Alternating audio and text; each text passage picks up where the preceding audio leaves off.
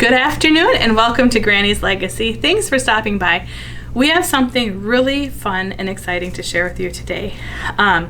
We are going to show you how to make these really cute shabby chic velvet pumpkins. And one thing that's really unique about these, this is not just your ordinary velvet pumpkin, but we have embossed our velvet, you might say, or crushed our velvet with a doily pattern into it. So I'll bring that up here so you can see that. So I'm hoping that shows up on camera because it's really cool. Yes. And so your pumpkin not only is velvet, but it also has a very vintagey, shabby chic doily imprinted into it. So I'm going to show you how to do that here today. So some of the supplies you will need are first and foremost some dyed velvets. These are artisan dyed velvets that are silk, and they're absolutely beautiful to work with. And we carry them in different color boxes here at Granny's Legacy, and these can be found on our website, granny'slegacypatterns.com. So you'll need your velvets, and then you'll also need a nice sharp scissors. This is our favorite. It's the Havel's serrated scissors. So the blades are serrated, so they really grip and help cut beautifully. So you'll need those. You will need some needles, and these are our favorite here at Granny's Legacy. They're a beautiful embroidery needle that glide through the wool beautifully. And so these can also be found on our website, so you'll just need a good needle. And then we've also encouraged the use of thread wax. This will just help your, when you'll see when we get to it, I'll talk about it a little more, but some thread wax would definitely be beneficial. Some thread that is the same color as the velvet you're using. So in this case, I'm using blue because my velvet is this beautiful peacock blue. And then also a little bit of weight for your pumpkin so it won't blow away. So we are using just a biodegradable disposable tea bag that you can easily get in a store, and we filled it with crushed walnuts for a little bit of weight. You can sew a little sachet or use a rock or whatever you want, but we've used a tea bag filled with crushed walnut shells to give it a little bit of weight. So let me put this back, and then we'll also need a little scrap. I'd say this is probably 1.5, so 1.5 to 2 inch square of green wool for your pumpkin leaf. And then also this is just brown selvage, but about a 1 inch strip of brown wool scrap. I'd say probably 1 by 3 would be enough to make your stem, and this will be for your stem. So the first thing we're going to do is we're going to crush our velvet. So we're going to add the shabby chic embossing of the doily. So I'm going to steal the doily here, and I'm going to lay that face down, or I guess there is no face really. I'm going to lay that on my pressing mat here. And keep in mind, a cotton doily, if you try to use a synthetic doily, we don't know what that will do if it'll melt with the iron. And the same thing with a velvet. This is a beautiful silk blend, and so this does not melt, but if you do use a velvet that's maybe more poly, I don't know how that works, you might not have the same result. But this is a beautiful silk velvet. So we have a cotton doily, thank you Mom for that, a beautiful piece of silk velvet, and I'm just going to lay this face down on top of my doily. Now if you have if you want to make this piece will make a pumpkin approximately this size. If you want to make a bigger pumpkin, you'd need a bigger piece, or a smaller pumpkin, a smaller piece. That one, however, is about 8 inches square. You can kind of figure about half the size of your square is what your pumpkin's going to turn out to be. So this is an 8 inch square, and you'll get roughly a 4 inch pumpkin. So that's a good formula to kind of keep in mind. If you have a bigger doily or a tablecloth or something, you can by all means use that. Just portion or place the velvet on the portion of the doily you want to emboss. So I think I'm roughly centered. So I have my doily and then my velvet face down on top of my doily. And then a little piece of ultra weft stabilizer I'm also going to place on the back of this. And what this is going to do is just stabilize my velvet. So when I go and stitch it, a stitch around to draw it up, it's just going to help heft that up a little bit and give it a nicer feel when it's a pumpkin. So now I have my doily, my cotton doily, my silk velvet face down, and then this piece of ultra weft stabilizer. And then I'm going to take a very hot, very steamy iron, in one of our pressing sheets, and the pressing sheet is just gonna prevent my project from any iron damage. And yep, we're hot. And I'm just going to kind of, I'm not necessarily gonna stop in one place. I'm just kind of taking my time to make sure I get it stuck down really well. And at the same time, I'm embossing with the doily, and I'm fusing that stabilizer to the back all in the same motion. So I'm just gonna take my time and I'm gonna press my pressing affair there, it's driving me nuts. And just make sure that's going to be embossed really well.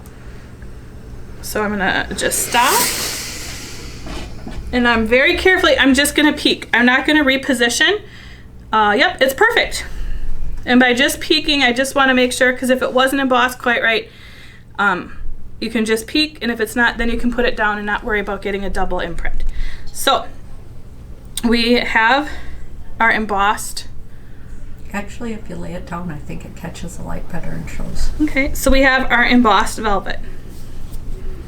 And it's really pretty. And this just happens to be a doily you made with Granny. Yep. So it's even more special. So I'm gonna put my doily back. And then the next thing we're going to do, and if you're not comfortable doing it this way, you can by all means do it differently, but I'm just going to take my scissors and I'm just going to cut this into a circle. It's pretty free form. If your circle's not perfect, you're not gonna notice, but if you're not comfortable, you could always get a plate or something and trace. But I'm just gonna, the way I learned in preschool, just kind of Cut a pumpkin. cut a pumpkin. I'm just going to cut the corners off to make a circle. I love this blue. I think it's coming to my house. Who doesn't want a blue pumpkin? And my pumpkin's maybe going to be a little bit more square round, but it's all going to work, right?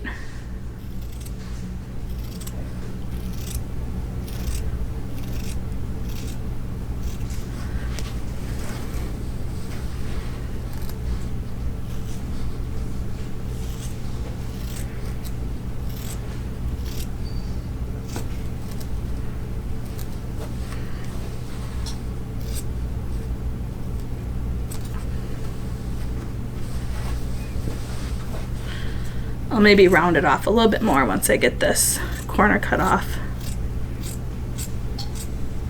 Turn that iron off.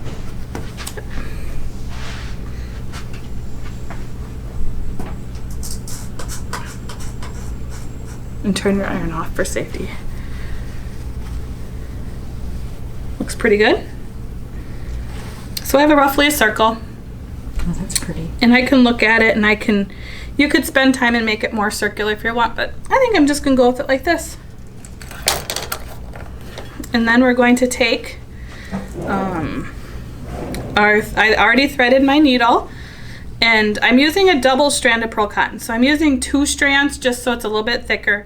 And I'm going to take and run it through my thread wax. And my thread wax is just gonna give it a little bit of a coating to protect it a little bit. When it goes in and out, it'll just protect your thread and help it from, prevent it from twisting and knotting and all that sorts of stuff. So I'm just gonna take now, and about 1/4 inch from the edge, I'll do it up here so you can see, I'm just going to baste around.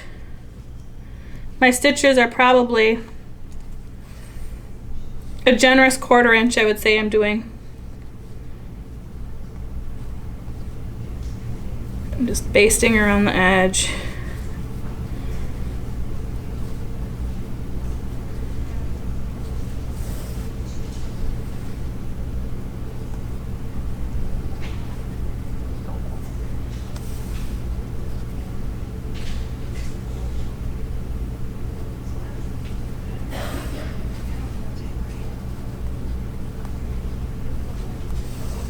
And blue is kind of the new in color for fall. I don't know if you've been to any home stores or anything like that, but navy blue and royal blue are definitely in for fall right now. I think these blues are so pretty. I think I'm going to take a box home and I'm going to show them. See if I can get this on camera. Oh, I better hold it back further or I'll have it. Maybe I can't get it. I can hold it up too if you'd like. Yeah, I can't get it to adjust, but these blues are gorgeous. I think it'd be wonderful.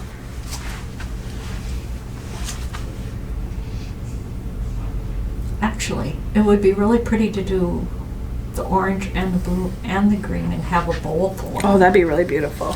Like an antique vintagey, like a Fenton bowl or something would be really pretty. Yeah.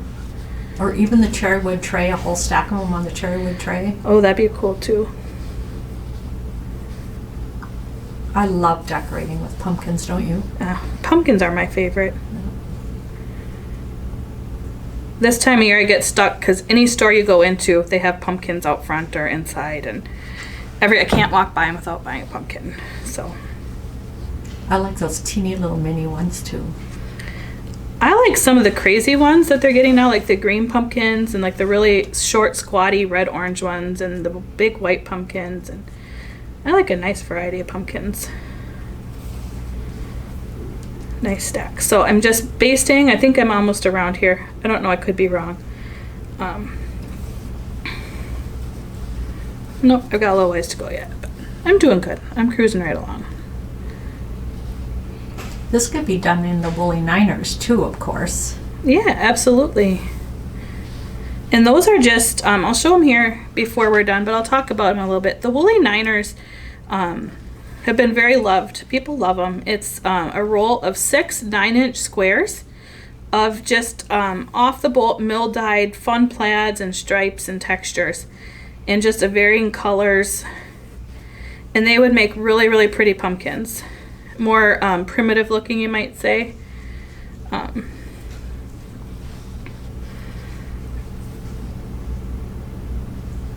But they would be very beautiful. Same method. I don't know that, would you still do the ultra weft on the back? I don't think you would need to. It's a little bit heavier. The silk velvet is just, I wouldn't say it's thin. It just has a lighter loft, maybe is the word. It's nice to stabilize it a little bit. Mm-hmm. So I'm all the way around. And I'm just going to draw it up a little bit, not a whole lot, because I want to be able to stuff it. So the first thing I'm going to do is put my weight in the bottom, and you can use a heavy washer or whatever you like. But once again, I have that tea bag full of walnut shells I'm going to place in the bottom, kind of centered. And then I have a whole bunch of poly fiber fill. That I'm going to use. This is just cheap poly fiber fill that they use for stuffing teddy bears and stuff like that. And I'm just going to fill it up. Now the trick to having a beautiful pumpkin is to fill it up good and to get into like what you might consider the corners, so that you get a nice, tight, not limp pumpkin. So I'll probably use close to all of that stuffing, believe it or not. And every once in a while I just give it a little tug to draw it up so that I can see where I'm at. But I haven't knotted it off yet because I want to make sure I have room to stuff it in. So, oh, there, I went around my thread. There we go. And I'm actually going to hold it with one hand and stuff it with the other here. And I'm just... Sorry.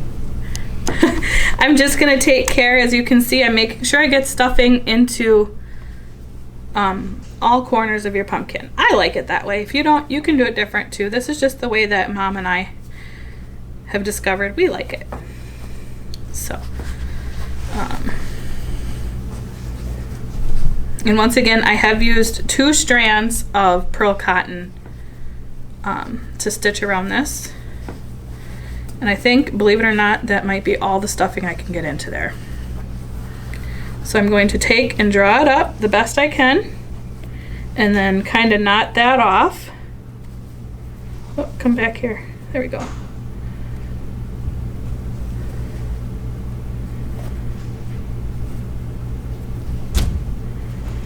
So I'm going to tighten this just one more. Oh. One more. You need 6 hands to do that. Yeah. There. And while I didn't get it completely tightened across the top, that's okay, because I'm just going to come up here and kind of go across and catch my corner that way. Like darning a sock. Yep. So as you can see, I went across, and I'm gonna do like 3 or 4 wraps there and then knot it off with a loop and go through the loop. And then I'm gonna do the same thing going this way. I'm going to grab there and over here.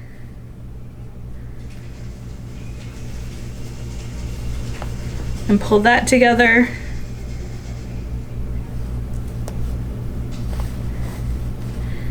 And go back and forth 2 or 3 times just so it's nice and drawn in. And then I'm gonna knot it this time, I think. I like the way it's come up. And then I think I might do one right here. You can just find all the angles that you need it at. Your leaf is gonna cover this. Yep. And so I'm just gonna, but just stitch back and forth until you get it all drawn up into a nice pumpkin shape at the top. Nice. There. I think I like that. And then I'm just gonna tie one final knot here so that maybe 2, just so that my reinforce never hurts, right? And then I like to go down in and come back out like over here on the side. That way I have a little tail woven in the inside. So I went in the middle and then just poked out over here. And I'll squish it up and snip it, and then you won't even see my tail, but there's there. So now we've done all of our sewing, and you can, I don't know if you can see it on camera, but it has the beautiful embossing of a doily. So the next thing we're going to work on is the leaf. And I'm just going to freehand here a little leaf out of my my little 1.5 inch square of wool. 1.5, 2 inches, whatever, you know, you can use your creativity. So I made a little leaf, and then I'm just going to take my hot glue, and I'm going to use this leaf to kind of cover my middle right there. Anything that I don't think I like, I'm just going to use the leaf to cover. So got my, oop, we're hot. Put a little dot right in my center here where I want my leaf. And just kind of, and I'm actually kind of pinching it a little bit too to give my leaf a little bit of shape. So I think I like that. What do you think, Mom? I love it. Yeah. I'm taking that one home. And then I'm going to take my brown wool, and this just happens to be a selvage, which would work really good because it has a little more thickness on one side than the other. So I'm just going to take, I don't know, that looks like about a 1 by 4 inch piece, and bring back my glue gun and just put a little tracing of glue along the bottom, probably about half the way. And then I'm just going to take, oop, caught my finger, and roll that up. And when you reach the thickness that you think you want your pumpkin stem to be, I think that's about enough. A little bit more glue to hold that end. Like that. I think I like it. Then that's how thick I want my stem. I'm just gonna trim that off. Oh, hot glue everywhere. And then my stem is naturally thicker on one side than the other because of the way I rolled my selvage. And I think I like the thicker end down because on pumpkins, pumpkin stems are usually a little bit thicker at the bottom than the top. You can see my glue must not have been quite dry yet. And then I'm just gonna put a dot right where I want my stem. And ta-da! A beautiful blue pumpkin. So another thing that we thought would be kind of fun if you are into this kind of thing, but you could also make this scented. And instead of using walnut shells, or with your walnut shells, you could put a little bit of cinnamon or a couple drops of cinnamon essential oil or some allspice, some whole cloves. You could really make this into more of a, I don't know, sachet potpourri type thing if you really wanted to. But there you have it, a crushed velvet daisy or doily embossed velvet pumpkin. Oh, so, and I love that one. There you go. So thanks for watching, and once again, the velvets we do have available on our website for purchase. So we have the artisan dyed velvets, and then we also have the woolly niners, which would make beautiful pumpkins as well. So thanks for stopping by, and happy pumpkin picking.